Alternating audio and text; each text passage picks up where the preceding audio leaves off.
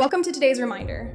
I am Elevate, and I am your favorite reminder of who you truly are.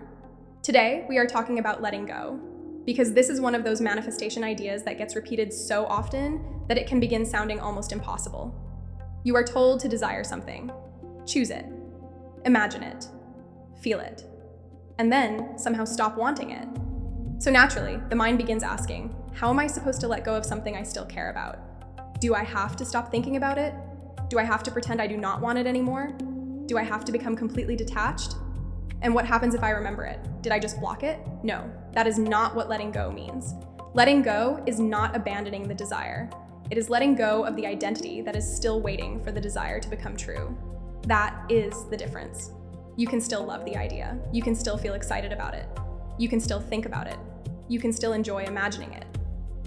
What you release is the constant inner question. Is it here yet? Did it work? Am I doing enough? What if it does not happen? Letting go is not forgetting what you chose. It is no longer treating it as undecided. Think about something ordinary that you already know about yourself. Maybe you know your own name.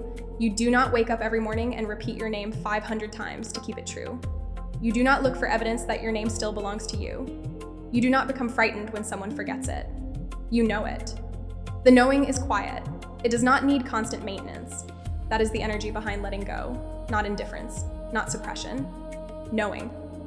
When something becomes part of I am, you stop reaching toward it as though it is separate from you. You begin experiencing it from the inside.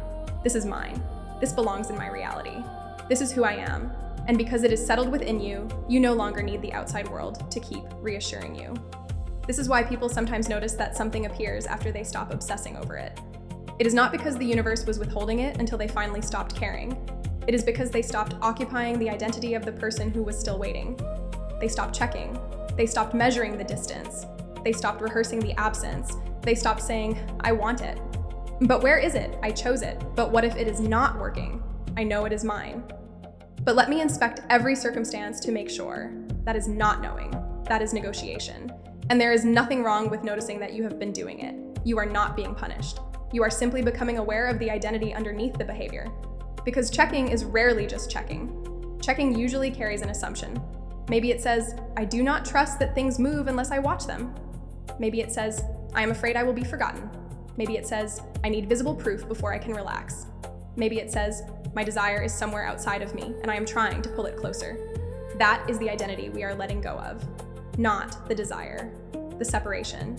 Imagine ordering something custom made, not something sitting on a shelf, something being created specifically for you. Once the order is accepted, you know the process has begun. You do not break into the workshop every hour to see whether the maker is still working. You do not grab the unfinished pieces and demand that they already look complete. You do not assume the order disappeared because you cannot see every stage.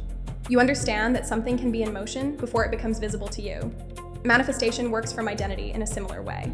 The moment you choose who you are, the movement begins within your experience. Your attention changes. Your interpretation changes. Your reactions change. The possibilities you notice change. The way other people experience you begins to change. The decisions that feel natural to you change. And much of that movement may happen before you see the complete reflection. This is what people mean when they say things are moving behind the scenes. It does not have to mean invisible forces are arranging every detail like a secret production crew. It can also mean that your chosen identity is already reorganizing how reality is experienced through you. The change begins before the evidence becomes obvious. A seed does not look like a tree while it is opening underground, but something is still happening. You would not dig it up every morning to make sure it is becoming what you planted. You know what you planted.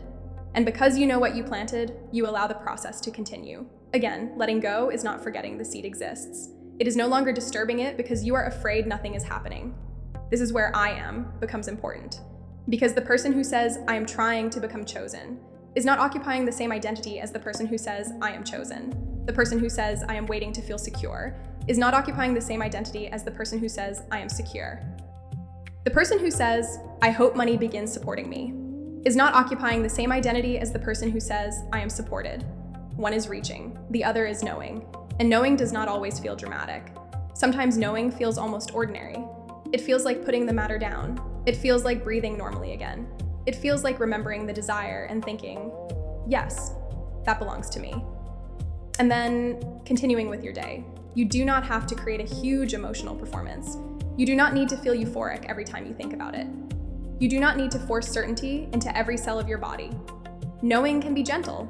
Knowing can be calm. Knowing can simply be the absence of argument. I am not arguing with myself about this anymore. I chose. I know who I am. That is enough.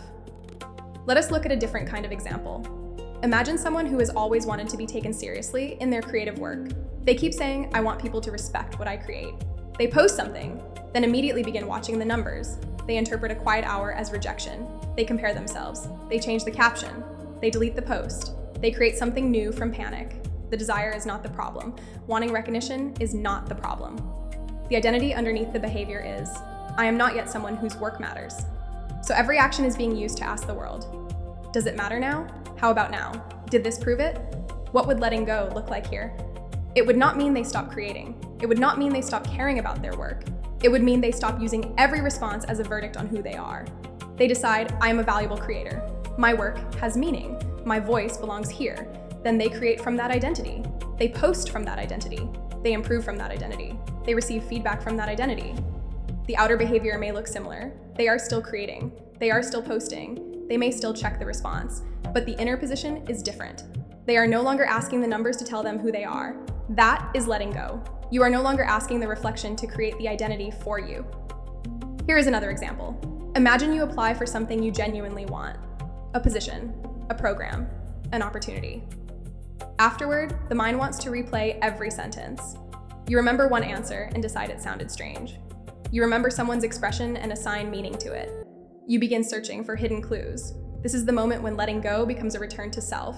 Not, I do not care whether I get it. But I am still qualified. I am still chosen. I am still someone opportunities open for. This one outcome does not decide who I am. You release the idea that your identity is waiting inside someone else's decision. That is freedom. And this applies to relationships too. Letting go of a person does not necessarily mean no longer loving them. It can mean letting go of the version of you who is monitoring them. Letting go of the version of you who reads every delay as danger.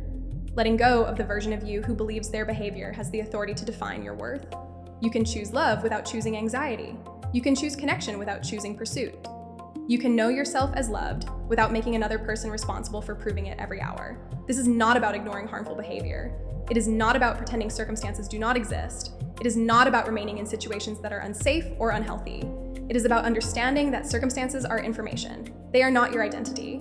You can respond wisely to what is happening while refusing to become defined by it. You can leave a situation and still know you are loved. You can set a boundary and still know you are secure. You can acknowledge disappointment and still know your reality is not finished.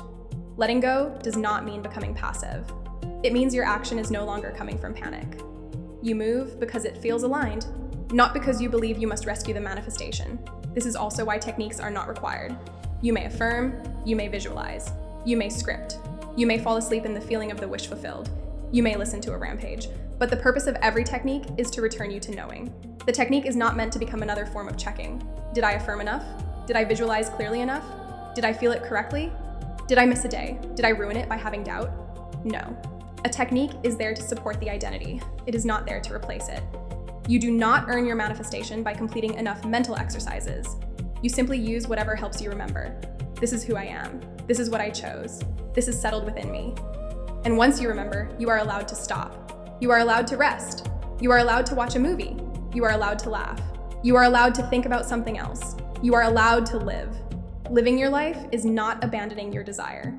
It is evidence that you are no longer trapped in waiting. Sometimes people are afraid that if they stop focusing, the manifestation will disappear. But think about what that assumption says. It says, my reality is fragile. My desire only exists while I am mentally holding it together. I must keep thinking about it, or I will lose it. That is not the identity of the creator. The creator chooses. The creator does not micromanage every movement. The creator knows the decision has meaning. You do not need to keep your desire alive. Your desire is not dying every time you become distracted. You are not holding the universe together with your thoughts. You are choosing the perspective from which you experience yourself, and you can return to that perspective whenever you notice you have wandered away. That is all. Letting go is not a one-time achievement. It is not a special state you must enter perfectly. It is a simple return. You notice that you are checking, you notice that you are waiting, you notice that you are asking the circumstance to reassure you, and you remember, Oh, I do not need to get my identity from this. I already know who I am. Then you continue. No drama, no self-punishment, no fear that you failed. Just return. Maybe the old story appears 10 times today. Then you return 10 times, not because returning 10 times creates the manifestation, but because each return is you choosing where you live. The old identity may say, nothing is happening. The new identity says, I do not need to see every movement. The old identity says, what if I am forgotten? The new identity says, I am not someone who is forgotten. The old identity says, I should do another technique. The new identity says, I can, but I do not need to. The old identity says, I will relax when it arrives. The new identity says, I relax because I know who I am. That is letting go. You are letting go of the condition. I will be secure when. I will be chosen when. I will be worthy when. I will be supported when. No.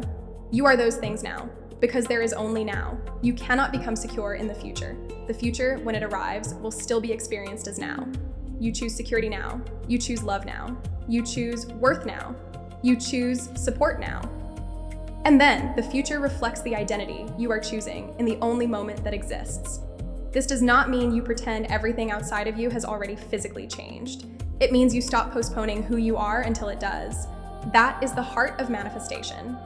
You are not using the new identity to manipulate the future. You are choosing the new identity because it is who you have decided to be. The reflection follows. So when you think about your desire today, do not ask, how do I stop caring?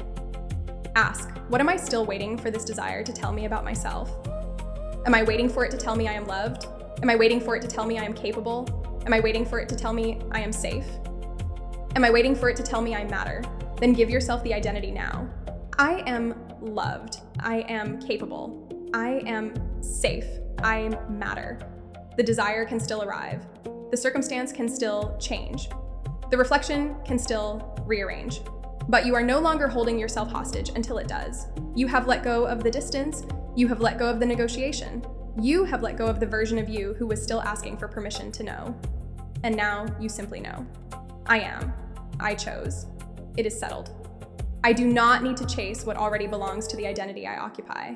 I do not need to force what is already becoming natural to me. I do not need to watch every movement. I know what I planted. I know what I chose. I know who I am. And I let the reflection catch up. If this reminded you of who you really are, like this video and subscribe for more reminders. And comment. I remember who I am. Not to convince reality, not to force anything, but to mark the moment you chose to remember. I'll see you in the next reminder.